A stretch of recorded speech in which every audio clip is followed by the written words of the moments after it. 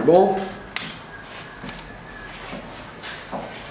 Alors, comme nous sommes au mois de Elul, il faut donc s'occuper des halachot particulières au mois d'Elul. Alors, comme on ne va pas, avant de se consacrer au minagim du mois d'Elul, que tout le monde connaît, la coutume du mois d'Elul, slichot, teilim, shofar, tzedaka, etc. Avant les minagim, il y a des halachot. Des halachot qui sont la base même de la tchouva. Alors on nous dit dans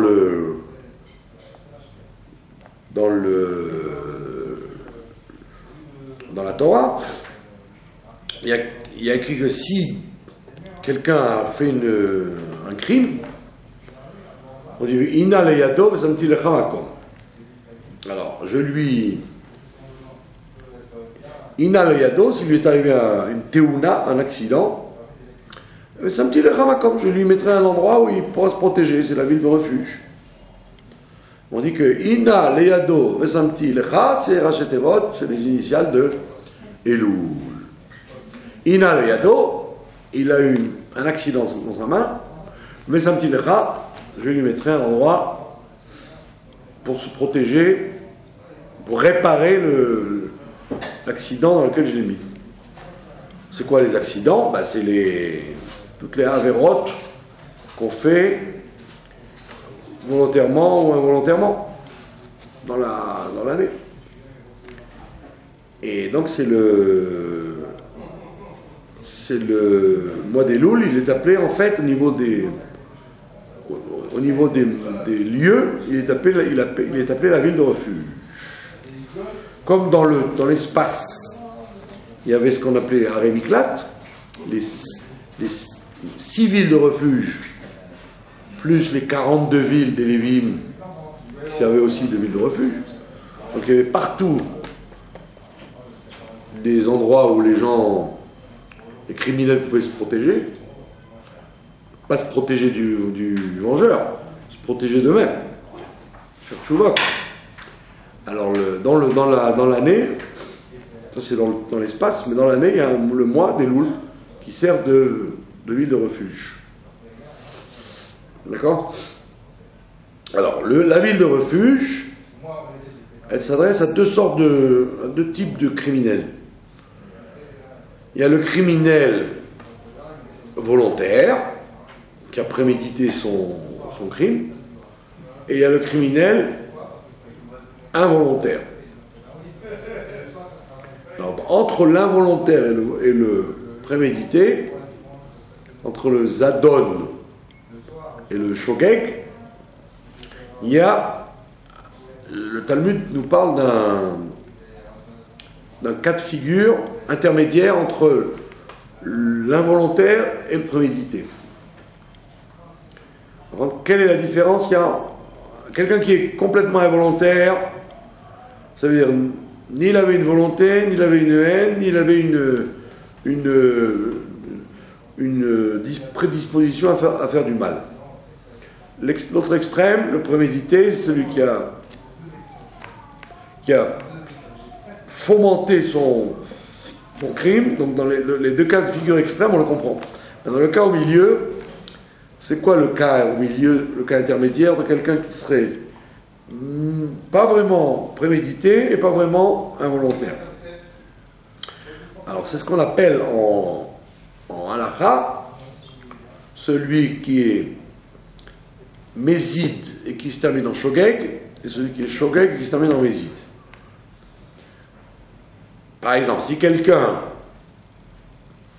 boit de l'alcool et qu'après il prend la voiture, il s'appelle, son crime en vérité il est involontaire, mais en vérité son départ il était prémédité. Le fait d'avoir bu, ça l'a considéré comme préméditer un crime.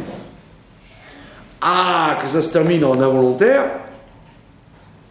c'est pas un argument. Ça ne peut pas le défendre. Puisqu'il s'est mis en condition d'être prémédité.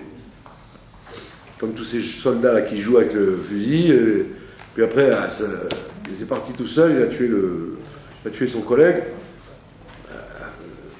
C'est vrai que tu n'as pas voulu le tuer à la fin, mais au départ, tu étais en situation de préméditer, puisque tu n'avais pas à jouer avec un fusil. D'accord? Donc il y a des situations, dans la moins dramatique que celle-là, que celle du crime, où effectivement, on se croit, et quand on tape sur la poitrine, on dit je suis involontaire, j'ai jamais voulu, mais en fait c'est pas vrai, ça avait commencé avec une préméditation. Et c'est donc quoi la préméditation dans la halakha? La préméditation dans la halakha, c'est la sina, c'est la haine qu'on a. Si vous avez de la haine contre quelqu'un, qu'elle soit expliquée ou non expliquée, expliquée, ça veut dire qu'il vous a fait du mal, donc vous avez du mal à lui pardonner, ou alors inexpliquée, c'est il vous a rien fait, et malgré tout vous le haïssez, ça peut arriver, ce qu'on appelle en français le manque de chimie entre les gens. Donc le fait qu'il y ait une sina dans le cœur, si vous n'avez pas extirpé de votre cœur la haine contre cette personne, il va se trouver que vous allez lui faire du mal, et donc c'est involontairement. Et au Beddin, on ne peut rien vous faire, parce que vous l'avez... Il n'y a pas de témoin que vous l'avez prévenu que vous allez lui faire du mal, et il n'y a pas de témoin que vous avez de la sina dans le cœur, mais vous le savez.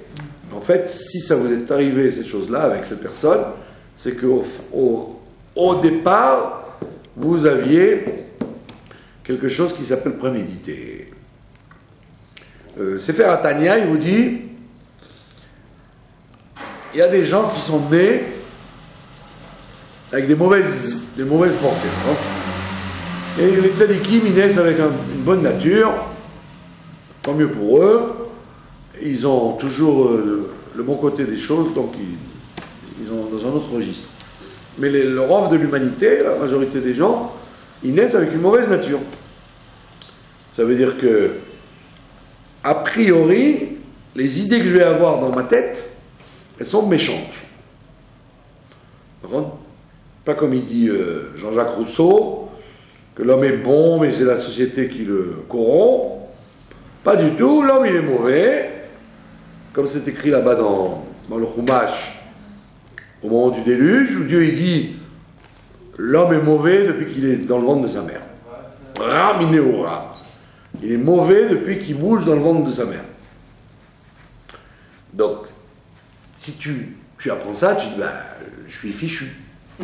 Si je suis mauvais depuis le ventre de ma mère, comme disaient les gens, mauvais dans l'âme, si on est mauvais dans l'âme, alors donc on n'a aucune chance de bouger. Alors le Sefer Hatanya, il te dit, attends, doucement, il y a deux types de hashpa, d'influence qui viennent chez toi. Il y a l'influence qui vient chez toi et qui provient donc de ton penchant au mal, automatiquement. Donc elle est mauvaise. Elle est mauvaise et méchante, ça veut dire pas seulement mauvaise, mais méchante. C'est-à-dire les conséquences destructrices sur l'autre. Mais tu as ce qu'on appelle la prière Roshit, tu as le libre arbitre, et donc tu as une possibilité d'arrêter l'influence méchante qui t'agresse.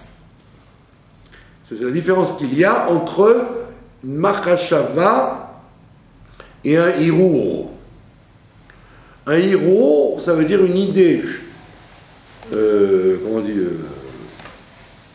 qui vole, qui est volage, alors qu'une machashava, c'est une réflexion intégrée, bien intégrée. Donc le Baal HaTanya, il dit doucement. Quand on dit que l'homme il est mauvais depuis l'enfance, C'est pas qu'il peut rien faire. C'est qu'il est mauvais depuis l'enfance, ça veut dire que depuis l'enfance, il est appelé à voir le mal dans toute chose. Donc il a tout de suite, donc quand il va voir quelqu'un, il n'y a pas une réaction comme le tzaddik, de vouloir lui faire du bien, de vouloir le réparer, de vouloir comment on appelle ça, le faire pardonner par Dieu. Non, dès que tu vois quelqu'un, c'est pour lui faire du mal. Comme les enfants. Quand un enfant il regarde un autre enfant, c'est pas pour être copain avec lui, c'est pour lui voler ses bonbons, ses gâteaux, son jeu, son sable. Et quand l'enfant il voit un autre, même s'il est angélique, il est adorable cet enfant-là, mais il n'a qu'une idée, c'est une idée sardonique d'aller faire du mal à l'autre enfant. C'est que ça qui l'intéresse. Il n'a aucune intention d'aller vers lui pour lui faire son tikkun, lui rendre service. Non, il va voir ce qu'il peut gratter chez lui prendre ce qu'il a à l'autre, et s'il peut lui arracher violemment, il le fera sans aucune pitié. Alors, comme c'est des enfants, alors ça nous fait rire. On trouve ça sympathique en vérité. Et là, vous voyez déjà l'origine du mal. Il est déjà dans l'enfant. Donc on te dit, le Balatania, il te dit doucement, doucement.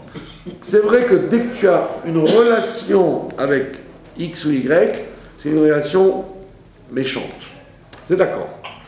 Maintenant, quel est ton problème à toi? C'est de couper tout de suite en disant hop, hop, hop, hop, je me rends compte que cette personne m'énerve et que j'aimerais lui voir du mal, et moi tout de suite je dois arrêter ce hirour, cette idée qui est venue en flash, je dois l'arrêter tout de suite et la renverser en bien. Quand est-ce que tu vas être condamné à être appelé, comment on appelle ça, assassin? C'est quand tu as laissé devenir le héros marchava. Le héros devient marchava, c'est-à-dire que tu as décidé dans ta tête ta relation avec cette personne. Tu as décidé que tu vas le haïr. Donc ça se fait très vite, ça se fait en quelques dixièmes de seconde. Donc tu vois quelqu'un, réaction première, lui faire du mal, l'engloutir vivante dans la terre, et après, hop, tu te ressaisis, tu dis non, non, non. Il ne faut pas faire comme ça, il faut arranger. Alors, si tu n'as pas arrangé, tu as laissé pourrir dans ta tête l'idée que tu avais de l'autre, alors on va, inaliado, on va se servir de toi pour faire un accident. Ça veut dire que si, quelques secondes après, tu lui renverses le café brûlant sur sa jupe, c'était pas donc un accident, c'était la conséquence de ta haine que tu n'as pas calmée sur lui. Si c'est quelqu'un que tu avais aimé, que tu avais donc réparé ça en toi, le café, il ne se serait pas renversé. Ou il se serait renversé à droite ou à gauche, pas sur la personne. Le fait que ce soit renversé sur la personne, c'était l'involontaire qui est la suite du prémédité que tu avais gardé en toi. Donc en fait, c'est pas que on est innocent, on a été victime de la main de Dieu, quoi. Dieu s'est servi de moi pour faire du mal à une personne. Non, Dieu ne s'est pas servi de toi, c'est toi qui t'es mis dans la situation de ne pas tuer la marchava. Quand le hirou est arrivé dans ta tête, tu ne l'as pas chassé tout de suite. On dit non, il ne faut pas penser du mal à cette personne, elle ne m'a rien fait, elle est gentille, je la juge le kafsrout, donc hop, ça y est, j'ai switché, je suis en état d'Ahavat Israël avec cette personne, et automatiquement, j'ai arrangé mon sentiment méchant de l'enfance en sentiment positif de l'âme divine, et donc automatiquement, ça y est, je ne suis plus un réceptacle pour être le bourreau de Dieu pour lui renverser le café sur elle. D'accord? Donc on voit bien que le mois des Louls, il y a tout le processus des cérémonies, du Shulchan Arour, des minagim, des coutumes, etc.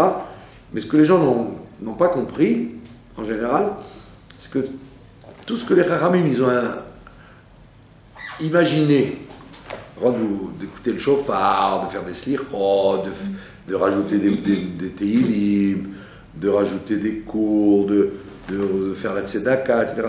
Tout ça, tout ce que les Chachamim nous ont donné, c'est en vérité, c'est pas des garanties que ça va marcher. C'est des, on dit, koulé aïe ve oulaï. Tout ça et peut-être. On vous met dans des conditions pour que peut-être vous allez avoir un hirour teshuva, une idée de teshuva qui va vous faire prendre conscience de la situation psychologique dans laquelle vous êtes toute l'année. Si les Chachamim n'avaient rien fait, alors vous aurez dit, bon, il n'y a aucun changement, comme c'était en Av, c'est en Elul. Non, alors ils vous ont mis des préparations psychologiques. Mais ça, celui qui n'est pas sensible, il peut traverser tout le mois d'Elul, tout le mois de Tishri, il restera le même bonhomme, à la fin du mois de Tishri, comme il est arrivé au mois de Av. Même s'il a fait un marathon de slichot, un marathon de visites chez les tzadikim, et les prières, en réalité, la viande n'a pas été encore coupée, quoi. Il n'a pas été intérieurement bouleversé du tout. Alors, c'est pour ça qu'on te dit, Ina le yado vesamti lechem hakom, c'est l'une des 4 façons du mois d'Elul, et c'est pour te dire, Ina le yado, il a mis dans sa main, il a fait un accident dans sa main. Donc, qu'est-ce que c'est l'accident? C'est le déclic pour que tu dises, pourquoi il m'est arrivé cet accident? Pourquoi j'ai pas rendu la monnaie comme il faut à cette personne? Ou pourquoi je lui ai renversé quelque chose sur elle? Ou pourquoi je l'ai vexé? Pourquoi on m'a donné ce mauvais rôle à jouer? Alors on t'a donné ce mauvais rôle parce que tu n'as pas travaillé au départ sur la sinatrina. Tu n'as pas travaillé sur la sinatrina. Et donc on voit que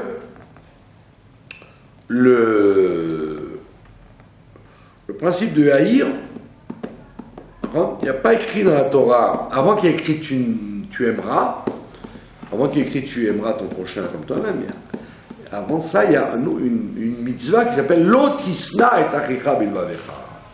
Tu ne haïras pas ton prochain dans ton cœur. Donc ça doit commencer par un travail de sourmera, de s'éloigner du mal.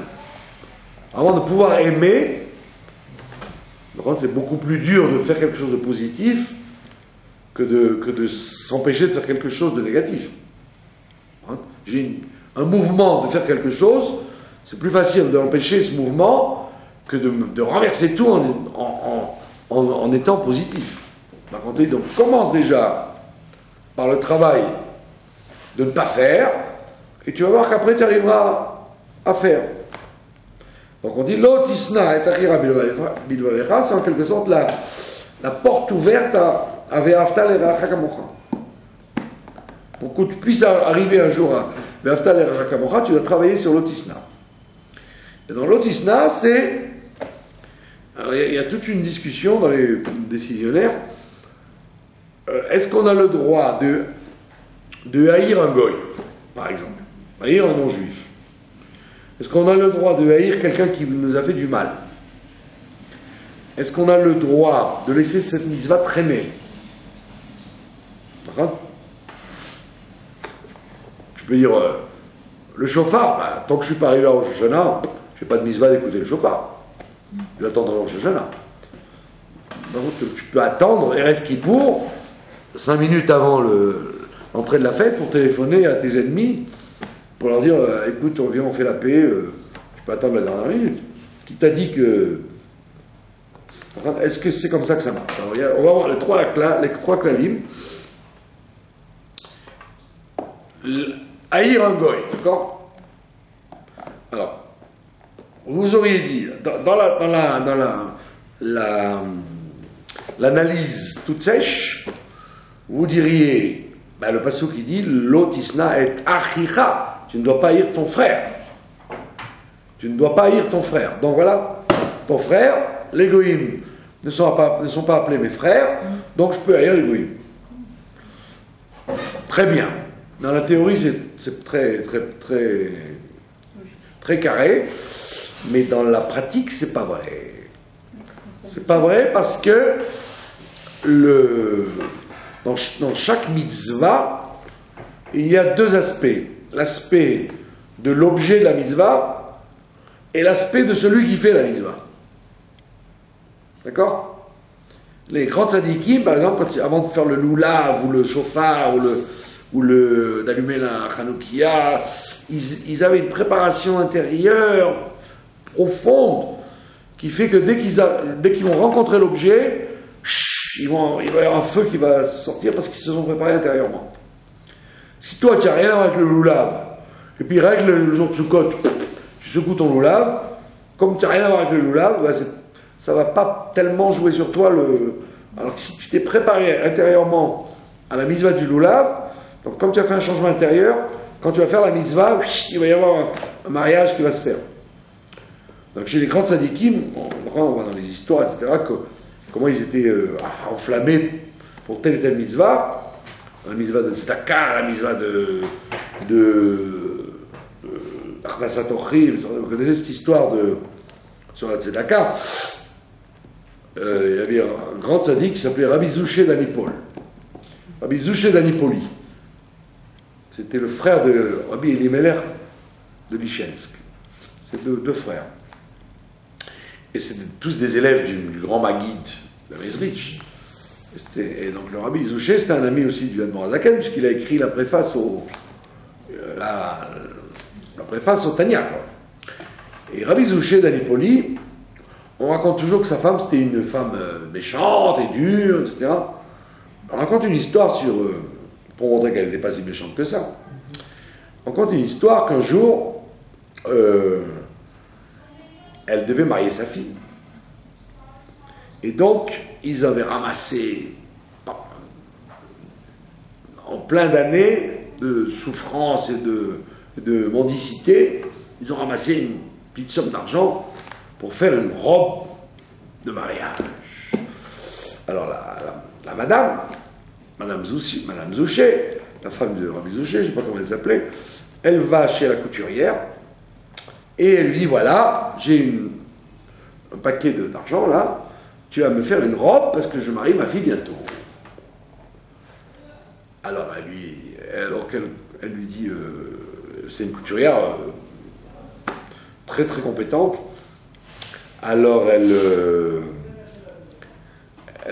fait la commande, etc. Elle fait les essayages. Les semaines après, elle vient chercher sa robe. Et puis la couturière, elle pleure. Elle lui dit, qu'est-ce qu'il y a, pourquoi tu pleures?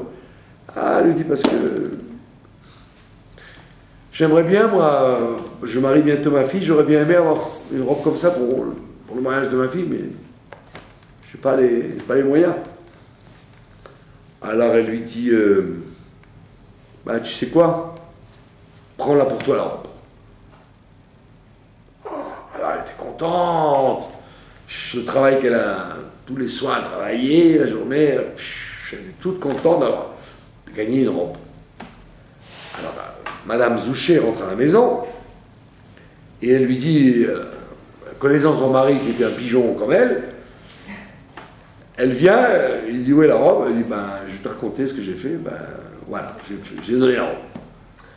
Avec de l'argent qu'ils avaient économisé des années, quoi. Alors il fait, oh là là. Alors il n'était pas content. Il dit non, parce que les heures de travail, tu lui as pas payé. Tu aurais dû lui payer les heures de travail, pas seulement lui donner la robe. Mais le temps qu'elle a passé à faire ta robe, elle ne les a pas eu ces heures de travail. Elle a eu l'argent pour la robe, mais pas les heures de travail. Et tu vas te retourner et lui donner les heures de travail. Donc on voit que, donc vous voyez que quelqu'un d'autre, il aurait fait un scandale, et au lieu de ça, il lui a dit, t'as pas fait un vrai recette, parce que le vrai recette, c'est de lui payer aussi les heures de travail. Donc vous voyez bien que les gens qui sont très travaillés, et donc les tzadikim sont obligatoirement très travaillés, quand ils font une mitzvah, ils la font avec enflammement. Et donc, il y a l'objet de la mitzvah et il y a la personne qui fait la mitzvah. Maintenant, vous faites la mitzvah, mais vous n'êtes pas préparé à la mitzvah, elle peut pas avoir il n'y a pas un mariage entre vous et la mitzvah, parce que vous n'êtes pas préparé à cette mitzvah. D'accord? Donc, pour revenir à notre histoire de la permission ou l'interdiction d'haïr un goy ou d'aimer un goy, on te dit, c'est vrai que dans la halakha sèche, il y a écrit tu ne haïras pas ton frère. Le goy n'est pas ton frère, tu n'as pas d'interdit de le haïr, allez, vas-y, lance-toi, tu peux avoir de la haine pour lui. Je dis oui, ça c'est au niveau de l'objet. Au niveau de l'objet, ça ne change rien pour le goy, tu n'as pas fait un tikkun dans le monde si tu l'aimes ou tu ne l'aimes pas. Mais il va de ne pas haïr, c'est avec les juifs. Mais le fait que tu te sois laissé à haïr le goy, tu as fabriqué en toi ce mouvement de haïr. Et comme tu n'as la mitzvah de haïr que Amalek, que les goïms qui sont des nuisances pour le monde, comme les terroristes, etc., mais tu n'as tu n'es pas bâti pour haïr un goy qui t'a rien fait, parce qu'en le haïssant, tu te fais une gymnastique de haïr un être humain, et donc, aujourd'hui c'est Dupont, demain ça sera M. Cohen. Et donc c'est pas bon du tout pour ton exercice de travail sur toi, de t'habituer à haïr les goïms en disant, comme ça au moins, comme je n'ai pas la mitzvah, je vais haïr les goïms. On n'a jamais vu que les gens qui haïssaient les goïms, ils avaient un très grand amour pour les juifs de l'autre côté. Alors que le contraire, oui. On voit que tous les grands tzadikim qui aiment beaucoup les juifs, vous verrez toujours que chez les goïms, ils ont toujours un bon rapport avec eux. Même Moshe Rabbeinu, qui était censé donner une tannée à Pharaon, vous voyez bien que il dit pas il marche le mot, ce bandit, non, pas du tout. Il lui parle comme il faut parler à un roi goy. Donc on voit bien que c'est pas du tout, bien que la halakha sèche n'interdise pas d'ailleurs un goy, au niveau moussard, au niveau changement intérieur du cœur, c'est pas bon du tout de s'habituer. Je vous ai raconté cette histoire 350 fois. À la yeshiva de Brunois, il y avait le directeur, il s'appelait Rav Nissan Nemanov. Et il aurait dû être le rabbi, d'ailleurs, quand le rabbi précédent est parti. C'était un des postulants au poste. Sauf ils ont choisi le rabbi, mais la plupart des chassidim voulaient que ce soit lui. Par contre, lui, c'était un personnage particulier. Quoi. Il était, on voit que c'était quelqu'un qui n'était pas de ce monde. Dans ses réactions, etc., comment il ne mangeait pas, il ne buvait pas, toujours dans la réflexion, toujours dans la tfila, etc. Et lui, il a traversé la Shoah, et puis il a eu la malchance qu'au lieu que ce soit les Américains qui délivrent le camp de la mort où il était, c'est les Russes qui ont délivré le camp. Parce qu'il y avait la guerre entre les Alliés et les Russes. Les Russes, ils voulaient le maximum de camps libérés pour les rendre communistes. Et les Alliés, ils cherchaient à arriver avant. Donc, il s'est retrouvé avec les armées de Zhukov, et ils ont libéré le camp où il était. Donc, quand ils ont libéré les gens, donc les goïms les ont laissés tranquilles, et il a dit, mais toi, tu es religieux, tu es juif, et hop, Sibérie. Donc, en sortant de la Shoah, il se retrouve en Sibérie. D'accord ? Il est passé d'un Amalek à un autre Amalek. D'accord? Donc après quelques années, où il était dans la Shoah, il s'est retrouvé en Sibérie. Ouais, des gens vous dites comment ils ont pu supporter de vivre comme ça. Quoi. Mais Kitsour, il a eu un miracle, il a pu être libéré dans les années 50, et donc il se retrouve à Paris comme réfugié politique, et donc il était dans la yeshiva de Brunois. C'était lui qui s'occupait de la yeshiva de Brunois. Alors évidemment pour tous ces gens-là, c'était la Géoula. On se retrouvait en France avec des droits sociaux, des gens normaux, quoi, des gens, bonjour monsieur, vous avez une lettre pour vous, vous avez des droits, sécurité sociale, les allocations familiales. Pour eux, c'était Mashiach, quoi. Et donc, bon, les années ont passé, et un jour, à Brunois, donc quand il y a eu tous les petits jeunes parcourim qui sont entrés dans la yeshiva, un jour, dans les années 70, il y a un des élèves qui tombe dans les pommes pendant Shabbat. Et donc, le Rav Nissan téléphone, et le SAMU, comment on appelle ça, la Hatzala en France, le SAMU, arrive. Alors, il y a une ambulance du SAMU qui arrive, rentre dans la cour de la yeshiva, avec le brancard et les infirmiers, des goïms, quoi, de la région de Brunois. Et puis, évidemment, le petit jeune, il marchait mal, mais les goïms, le Rav Nissan, il leur a fait un scandale. Il leur a fait un Farbringen tout de suite. Bon, ils ont emmené le gosse et tout à l'hôpital. Et il leur a fait un truc. Il les a déchirés. Il leur a dit, comment des goïms qui viennent sauver un juif pendant Shabbat, l'empêcher de mourir, etc. Comme ça, vous dites sur eux que vous n'avez pas honte de parler comme ça des goïms, c'est interdit, c'est des créatures de Dieu, Il leur a fait tout un... Alors que c'était des petits Français qui n'ont jamais vécu rien du tout, quoi, ni la Shoah, ni la Sibérie, puis qui sont nés dans du coton là-bas en France. Et là, il leur a fait il leur a dit que c'était rigoureusement interdit de parler comme ça sur les goïms. Alors vous auriez pu dire, un gars qui en a tellement bavé avec deux sortes de goïms, comme on dit chez nous, il a gros sur la patate, et que tout goï qu'il va voir, il va le maudire, il va pas du tout. Il a dit non, il y a Staline et les gens qu'il faut haïr et qu'il faut détruire, etc. Mais il y a les goïms qui sont les ambulanciers parisiens, vous n'allez pas les haïr, alors qu'ils viennent de vous sauver. Et sinon, tu intègres en toi donc un sentiment de haine. Vous n'avez pas de pile, et donc ça ne tombe pas. Et donc l'interdiction de l'autisme et tachicha, bien qu'elle ne concerne pas les goïms, on vous interdit quand même de la voir, parce que vous habituerez dès que vous allez haïr un bipède, vous allez donc ancrer en vous le principe de la haine qui n'est jamais bonne. D'accord? Ok? Donc la mitzvah de haïr, elle ne s'applique qu'à un registre particulier d'êtres humains destructeurs, ou d'animaux destructeurs, ou de végétaux destructeurs, mais c'est donc limité. C'est pas du tout recommandé de laisser ça courir. Donc ça c'est la première façon.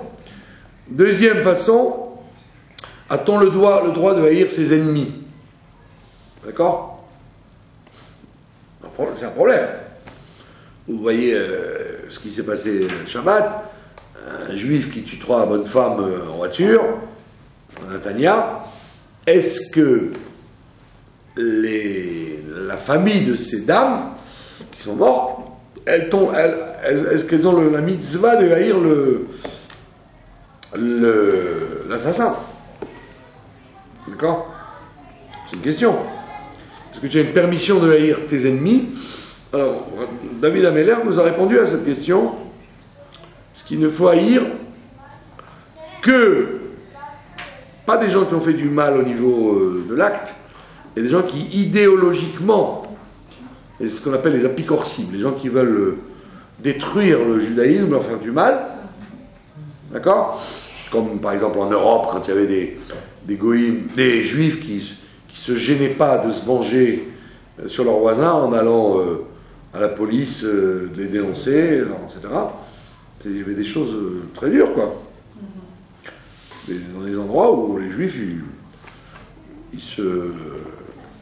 ne voulant pas faire la justice eux-mêmes, ou ne pouvant pas, ils allaient chez le sultan, ou chez le tsar, ou chez le roi, en disant, voilà, celui-là, il trompe l'État, il fait ça, il fait ça, il fait ça.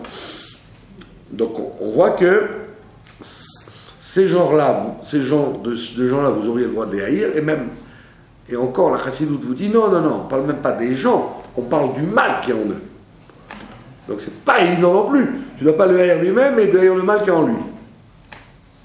Des fois, c'est très difficile de faire la différence entre la personne et le mal qui est en lui. Et pourtant, on te dit, oui, il faut, même quand il s'agit des gens, de juifs destructeurs, tu dois faire le tri et ne pas les haïr eux-mêmes, mais haïr le mal qui est en eux. Ça veut dire que la même personne, si elle est malade, tu dois la soigner, si elle est dans le désarroi, tu dois la sauver. Maintenant, le jugement qu'il doit y avoir avec elle, c'est un autre problème. Il doit y avoir un jugement, c'est vrai. C'est ce qui s'est passé avec David Amelech, qui avait un monsieur qui s'appelait Shimi Ben Gera, et qui l'a maudit un jour, et lui ne lui a rien fait. Il lui a rien fait, il n'a jamais exprimé ni de haine, ni de condamnation à mort, ni de remarques désobligeantes. Mais quand avant de partir, il a dit à son fils Shlomo, il a dit, n'oublie pas qu'il y a un dîn avec Shimi Ben Gera, il faut faire le dîn avec lui. Donc quand tu seras roi, tu t'occuperas de lui, mais pour l'instant, moi j'ai rien à faire avec ça. Donc il aurait pu le faire lui-même. Il a délégué son fils, ça veut dire que c'était une réaction émotionnelle de haine contre lui, mais il avait besoin de régler un jugement par rapport à lui. Pourquoi? Parce que il vaut mieux être jugé dans ce monde-là, quand on faute, il vaut mieux être jugé dans ce monde-là que dans l'autre monde. Parce que ce monde-là, il est beaucoup plus clément que dans l'autre monde. Parce que dans ce monde-là, il n'y a pas qu'en Elul qu'il y a les 13 mesures de miséricorde. Toute l'année, il y a de la miséricorde pour que le monde y tienne. Donc même le Bédine d'en haut, le Bédine d'en-bas, ils sont cléments vis-à-vis des créatures. Alors que dans l'autre monde, c'est le monde de la justice. Et alors là-bas, donc, il n'y a pas de pitié. Ici, on peut toujours trouver des circonstances atténuantes parce qu'on ne voit pas tout. Mais dans l'autre monde, le Bédine d'en haut, il ne vous fait pas de cadeau. Donc, quand David Amelech a demandé à ce que Shlomo Amelech juge Shimi Ben Gera, c'était justement parce qu'il valait mieux qu'il soit jugé dans ce monde-là pour ce qu'il a fait d'insulter le roi et de faire du mal à David que de souffrir dans l'enfer après la mort. Donc on voit bien que il n'y a pas de mitzvah, il y a même une interdiction formelle de haïr même les gens qui vous ont fait du mal. Et plus loin que ça, parce que le Sefer Hatanya, il vous dit, il faut, même si quelqu'un t'a coupé le bras, tu dois continuer à l'aimer. Vous vous rendez compte? Quelqu'un, il a coupé le bras, donc la personne, elle est infirme toute sa vie, il doit avoir de l'amour pour elle. Alors qu'il y a des gens, pour un shekel, ils sont capables de vous haïr toute la vie, quoi.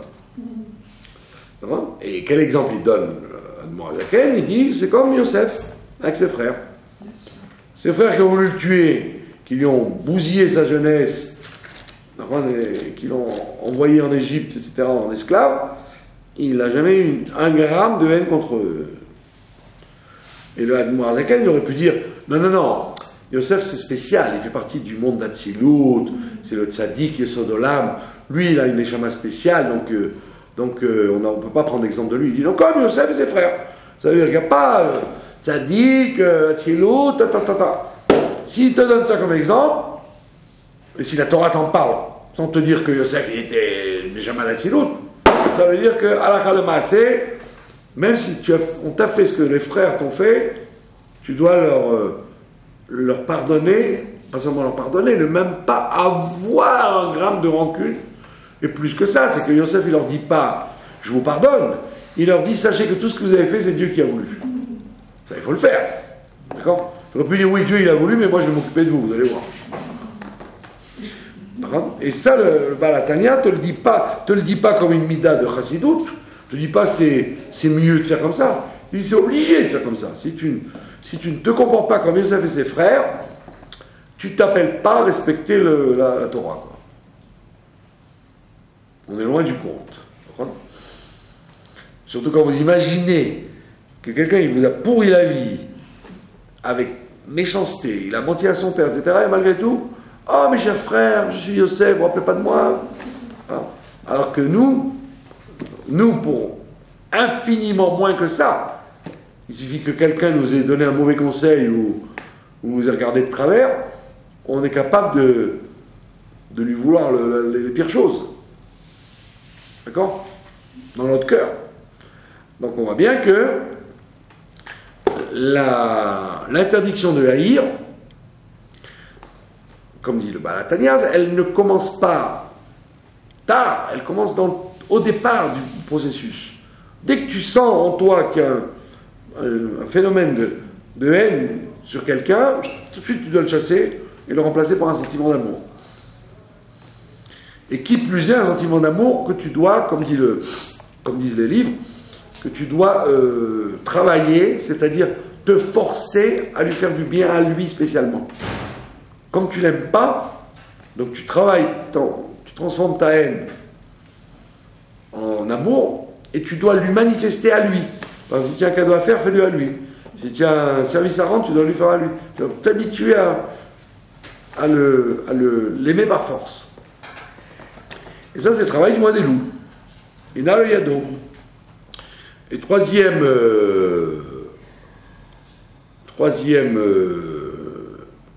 bon, donc le troisième cas, c'est, puisqu'on te dit, tu ne peux pas haïr un goy, sauf les terroristes.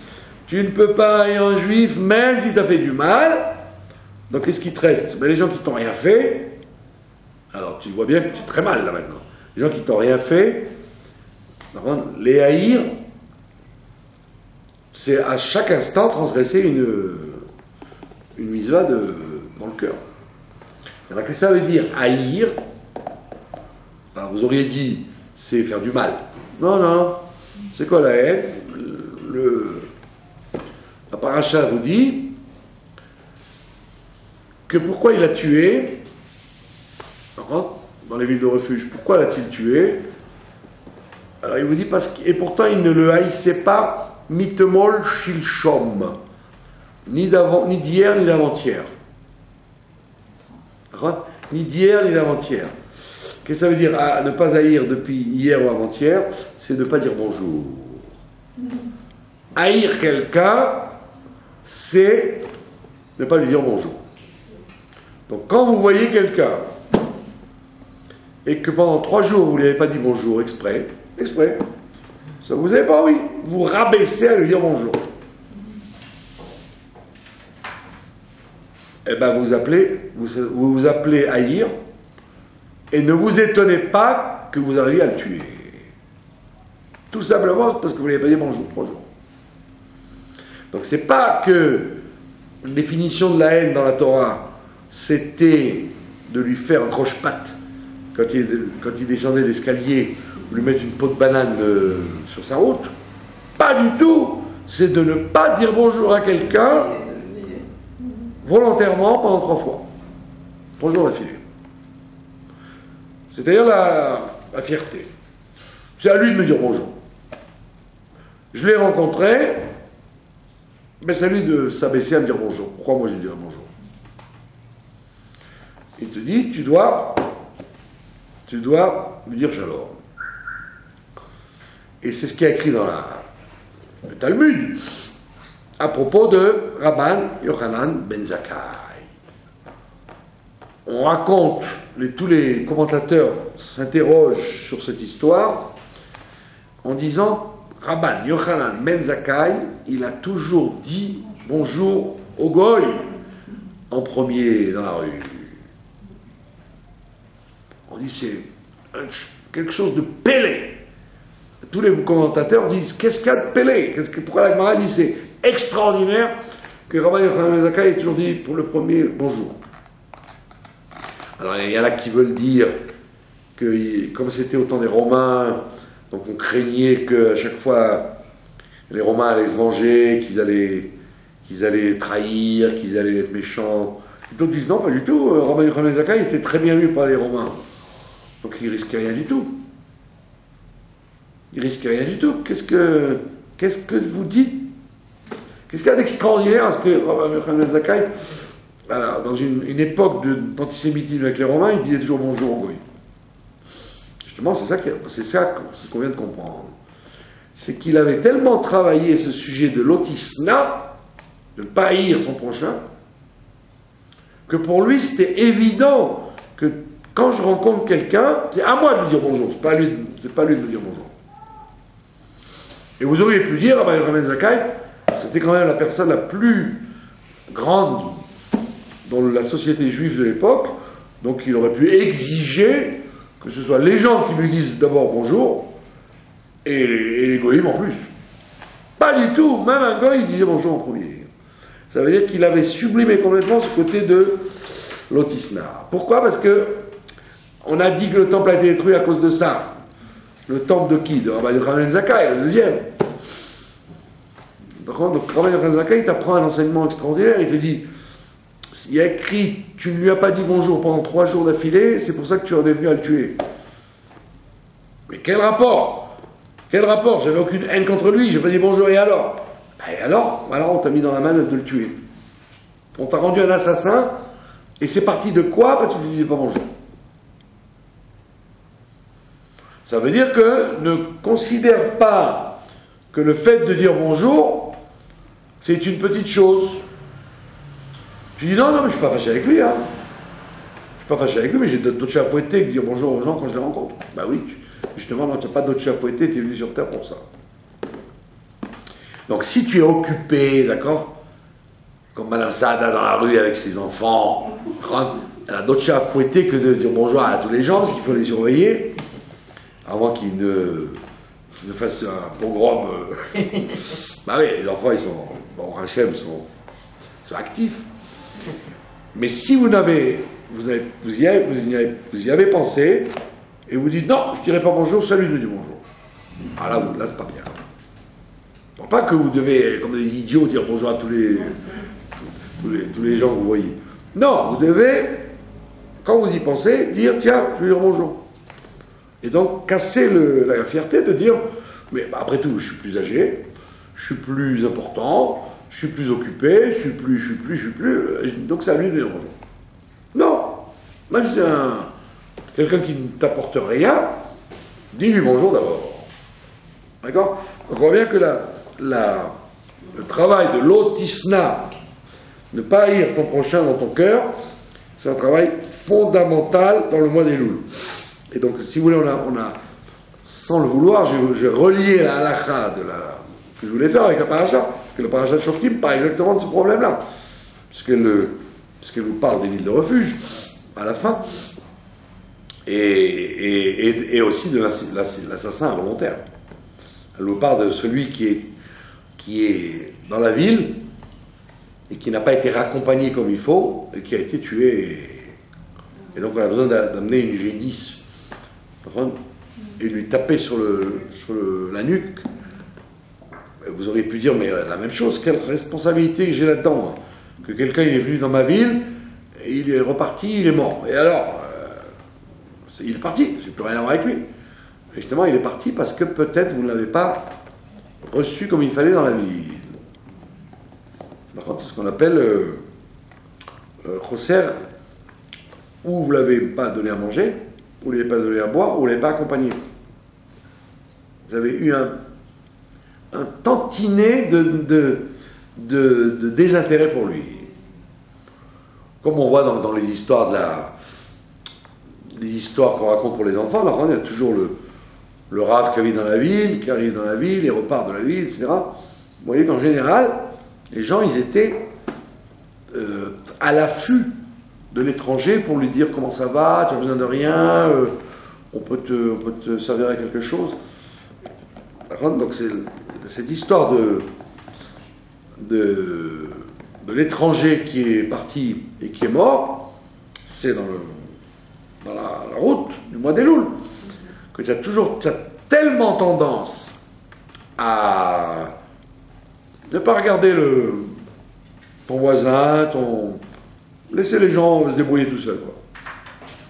À tel point que le rabbi dit qu'en Elul, il faut toujours s'arranger pour complimenter les gens les uns les autres. Il faut éviter au maximum au mois d'Elul de se critiquer les uns les autres, mais toujours se complimenter, quoi. De rajouter de la Havat Israël, même pour rien, quoi. Et donc pourquoi? Parce que la réparation pour le mois de Tishri, c'est justement la Erpatiout. Comment on dit en français la Erpatiout? Non, plus que l'empathie. Erpat liser, je m'occupe d'eux. Se préoccuper d'eux. Empathie, vous pouvez dire, j'ai une empathie pour quelqu'un, mais qui se débrouille. Alors là, non, vous êtes Erpat lecha, c'est-à-dire ça te tient à cœur son... Pardon? C'est de l'altruisme, ouais. C'est de l'altruisme, comment on dit, automatique. Erpat lecha, tu vois, même si quelqu'un t'a rien demandé, tu dois te dire, attends, oh là là, mais je vais aller dormir maintenant, mais est-ce que cette personne, elle n'avait pas besoin que je lui dise bonjour aujourd'hui, que je m'occupe d'elle, D'accord? Donc on voit bien que ça c'est le tikkun essentiel du mois d'Elul. Par-delà les relations avec le bon Dieu, qu'on peut très bien régler, parce que le bon Dieu il est très vraiment, donc il s'en fiche de ses honneurs, de ses trucs. Le plus important c'est avec les êtres humains. Donc il faut une erpatiout, ça veut dire un altruisme forcené. Surtout qu'aujourd'hui, vous voyez ça de plus en plus, que bien que les êtres humains, avec l'internet et les casques et les gens sont de plus en plus repliés sur chacun sur sa vie, justement les gens ils ont de plus en plus besoin d'exister, quoi. Alors quand vous dites à quelqu'un bonjour, vous le faites exister. Quand à quelqu'un vous vous occupez de lui, même dans une petite chose, vous lui permettez d'exister, vous le sauvez, et donc vous l'empêchez, comme cet étranger qui a quitté la ville et qui a été tué, on ne sait pas comment. Pourquoi? Parce que les gens de la ville, bon, comme il est rentré, il est sorti. On ne s'est pas plus que ça préoccupé de sa tranquillité. Donc vous aurez pu dire, c'est bizarre, qu'on fait venir les sages de Jérusalem. On fait venir les sages de Jérusalem, à l'époque où il n'y avait pas de transport facile. On fait venir les anciens de la ville. On mobilise les gens à payer une taxe pour payer une bête, pour payer une faute qui n'appartient à personne. Puisqu'on dit, il y a des nouls au chapeau et tadamazé. Nos mains n'ont pas versé le sang. Nos mains n'ont rien à voir avec ça. Comme il a dit... Ponce Pilate, je me lave les mains. Donc ça veut dire qu'en fait, tu ne peux pas trouver un gramme de responsabilité à personne. Tu ne peux pas accuser la ville d'avoir payé des assassins pour le tuer en partant. Comment est-il mort? J'en sais rien. C'est à cause de ses fautes qu'il est mort. Et alors? Eh non, ça ne te regarde pas comment il est mort, mais le fait est que comme il est mort en sortant de ta ville, tu es responsable. Et donc on te raconte ça au mois d'Elul, parce que Shoftim c'est automatiquement une paracha du mois d'Elul, pour te dire que la erpatiout, le fait de te préoccuper de l'autre, ça doit être un leitmotiv extrêmement important pendant le mois d'Elul. Et donc c'est un réflexe. Dire bonjour et savoir ce ce que la personne devient. Et si vous ne voulez pas votre contact avec ces gens-là, et ces gens viennent vous voir, alors vous êtes correct, mais je n'ai pas le temps, là je suis en train, là je dois partir. Comment on fait alors? Ben, si vous avez des... Comment dire, on n'a pas dit qu'il faut que les contacts soient profonds et donnez-moi votre téléphone et je vous inviterai pour le réveillon. Montrez aux gens qu'ils existent, c'est fondamental. Mais il y a combien de gens que vous connaissez? Vous avez entendu qu'ils se sont fait opérer, ils sont malades, ils sont ci, là. Ben, vous n'avez même pas pensé à les appeler parce que vous êtes occupés à vos histoires. Puis tant que les gens ne sont pas morts, bah vous dites, bon, bah, s'il n'est pas mort, c'est que ça s'est arrangé, quoi. Hein? Et des fois, vous voyez que vous avez téléphoné à quelqu'un, il est tout étonné que vous lui téléphoniez, alors que vous n'avez pas besoin de lui, quoi. Stam, vous lui demandez comment ça va. Ça va, elle va très bien, allez, salut, bye. Vous êtes resté 30 secondes. Ah bah, il était content, vous lui avez fait la journée. Ouais. Parce que nous sommes des gens assez fragiles, d'accord? Donc la moindre chose nous contrarie, et d'un autre côté, la moindre chose nous fait plaisir. Si vous vous disiez un mot de travers, vous tordez la personne pour la journée, et vous donnez un mot de gentil, et vous l'avez rendu de bonne humeur toute la journée. Donc ça ne vaut pas le coup de s'en priver. Voilà, c'est pour ça qu'il faut travailler là-dessus. D'accord? Et pour en terminer avec cette histoire de haïr dans le cœur, la Torah pose la question, est-ce qu'on devrait prendre des coups pour ça? Chaque fois que la Torah dit ne fais pas quelque chose, celui qui le fait, il reçoit malkout, il reçoit des coups. Quelqu'un il mange de la viande pas cachère, ou du cochon, ou qui vole, des tas de mitzvot, chaque fois qu'il y a écrit l'eau, ne fait pas, celui qui le fait quand même, ben, il prend des coups. Alors on pose la question, ben, et là pourquoi on ne prend pas des coups? Sur l'autisna. Tu ne haïras pas ton prochain. Si j'ai surpris quelqu'un à haïr son prochain, pourquoi il ne prendrait pas des coups? D'accord? Alors, Rachid te dit parce que il y a écrit dans toutes ces mitzvot-là, V'yaretam Elokecha ani Hashem. Tu auras crainte de Dieu, je suis l'Éternel ton Dieu. Donc Rachid t'explique que ce sont des mitzvot qui sont liés avec le cœur, pas avec l'acte. On ne prend des coups actifs que quand il y a eu un acte.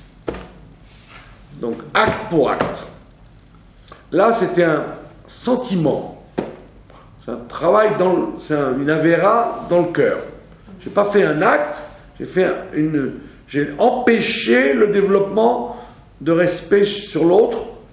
C'est un acte, c'est pas un acte, c'est un manque de travail d'un sentiment. Alors là-dessus, on ne peut pas te frapper. Alors tu vas dire, bah c'est très bien. Si on ne peut pas me frapper, si quand je mange du cochon, on me frappe, ça veut dire que c'est grave. Mais si quand j'ai de la haine pour quelqu'un, on ne me frappe pas, c'est que c'est pas si grave que ça. On te dit, non. Parce que quand tu as mangé du cochon, tu as fait du mal qu'à ton âme, et grâce au coup, tu vas enlever l'influence du cochon sur toi. Ouf, tu vas te débarrasser de ça grâce au coup. Mais là, la haine que tu as dans le cœur, les coups ne changeront rien du tout, c'est toi qui dois travailler. Parce qu'il y a écrit, tu craindras Dieu. C'est là où on voit si tu crains Dieu ou pas. Parce que manger du cochon, c'est excusable, parce que c'est bon. Les gens disent que c'est bon. Un gars, il s'est fait un plateau de moules. Il paraît que c'est très bon. Ah ben voilà. Comme diraient les chrétiens, tu as fait la faute de concupiscence. Très bien, c'est normal. C'est bon, tu as mangé. On peut comprendre. Mais là, tu as haï, alors que c'est pas bon de haïr. C'est pas bon, tu te sens pas mieux quand tu as de la haine. Tu n'en retires aucun intérêt financier, moral, de gloire, rien du tout. Donc tu es vraiment un idiot. Là-bas au moins tu te l'es kiffé le sandwich de jambon. Mais là, tu n'as aucun kiff, aucun plaisir à faire ça. de haïr ton prochain. Donc c'est pour ça qu'on ne peut pas te frapper, parce que c'est pas, le fait de te donner des coups ne va rien t'enlever. Mais en plus on te dit, c'est pas ça, regarde, ça ne nous intéresse pas de te frapper. On veut que on veut que tu craignes Dieu. Alors c'est un truc qui ne touche que toi et toi. Quand vous avez de la haine pour quelqu'un, personne n'est au courant. C'est un peu pareil que la jalousie, non? Pardon? La jalousie, c'est un peu pareil, tout ce que vous dites. La jalousie, c'est-à-dire? C'est aussi un mauvais sentiment dans son cœur qui ne fait pas forcément l'effet concret, D'accord. mais c'est un manque directement. D'accord, exactement. Donc c'est pour ça qu'on te dit, sache que ça, c'est là qu'on voit la crainte de Dieu. La crainte de Dieu, on ne la mesure que dans les histoires entre l'homme et l'homme, entre les relations humaines, et surtout des relations secrètes, puisque personne n'est au courant de la haine que tu as, la jalousie que tu as. Et donc c'est pour ça que la Torah te dit que des événements aussi éloignés que le crime, et que l'accident, et que l'attentat, tout ce dont parle la Parashat Shoftim, c'est un travail du mois d'Elul, travail intérieur, tout pachout, que personne ne voit. Et c'est pas en faisant des slichot ou du shofar ou des télim que tu vas forcément le soigner. Tu dois le soigner en te prenant en main. Dans un petit comme je t'ai donné une ville de refuge, qui s'appelle le mois d'Elul. Donc profites-en pour justement comme au mois d'Elul, comme la ville de refuge, le gars il quittait ses affaires, il quittait toute sa vie. Il allait dans une ville avec sa valise, il rencontrait des Lévi'im, d'autres gens, hein, donc il aurait pu dire excusez-moi, j'ai mes affaires, j'ai beaucoup de choses, je ne peux pas me permettre de venir au mois d'Elul. Je ne peux pas me permettre d'aller à la ville de refuge. Attendez que je me libère. La justice n'attend pas, monsieur. Tu vas à la ville de refuge. Tu vas faire tchouva. Tant pis si tes affaires périclitent et tes enfants manqueront de trinour et ton banquier va se demander ce que tu es devenu. Tu t'en vas dans la ville de refuge. On va la même chose au mois d'Elul. Quand tu arrives le mois d'Elul, ne dis pas faire tchouva sur la haine des autres. Ah, c'est trop compliqué. Bon, c'est plus facile de se lever au slichot ou de lire quelques télim. Je m'en sortirai mieux. Non, mais pas du tout. Dieu t'a mis devant toi cet accident qui t'est arrivé. C'est un petit lachamakom. Je t'ai donné un endroit, c'est le mois d'Elul. Donc exploite-le. Voilà, je vous remercie de votre attention. Merci. J'ai une petite question par rapport au shalom, comme vous avez dit, dire bonjour aux gens et tout ça. Déjà, quand on vient en France, alors ouais, on a toujours appris à dire bonjour, monsieur, bonjour. Ici, c'est beaucoup moins. Et puis, je trouve que le problème de la tzniut aussi, ça gêne vachement. Moi, je vois qu'il y a des gens, je sais pas, une fois, on m'a dit qu'il ne faut pas dire qu'une femme est en premier, shalom à un homme. Je vois des voisins qui disent pas bonjour, je sais que c'est parce qu'ils ne le font pas, parce que je suis religieuse et je suis une femme, et ils sont religieux. Enfin, il n'y a que des trucs comme ça, et je trouve que ça gêne le rapport entre les gens. Je ne sais plus comment faire, on n'est plus naturel. Je ne sais pas quand je dois dire bonjour, quand je ne dois pas dire, si je dois attendre que l'autre dise avant moi. Non, pas avec les femmes, c'est que avec les hommes. Vous voyez que. Je vous raconterai qui c'est qui sait éteindre ça là? Il y a un grand séminaire en Angleterre.